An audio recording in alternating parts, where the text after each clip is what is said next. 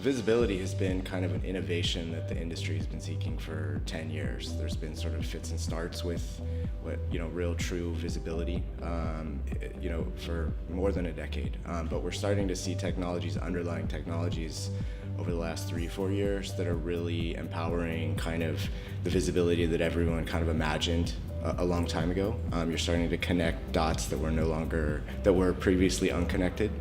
And give like a real true picture end to end and get more real-time access to data, more accurate data. So those kinds of things are really changing the way that shippers and 3PLs kind of utilize data and provide service to their customer or receive service.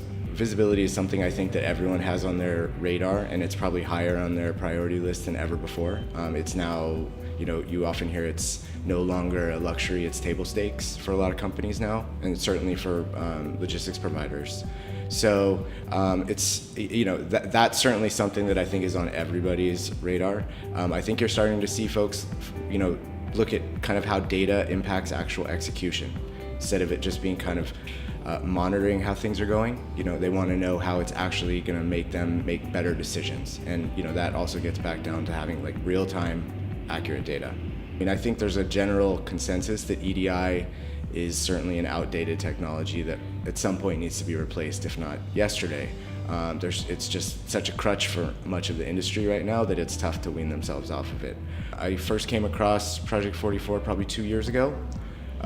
2 summers ago, I'm thinking, 2015, and I, to be honest, my first conversation I wasn't expecting to be so interested in the topic, and from the moment that they started talking about what APIs were and the problems of EDI, it immediately became clear that this was something that I was going to be writing about a lot, and that's absolutely been true. And so the interesting thing now is to see the adoption of APIs, but also to see that people kind of are not as resistant to the notion of changing EDI as they were 2 years ago, even if they haven't already done it.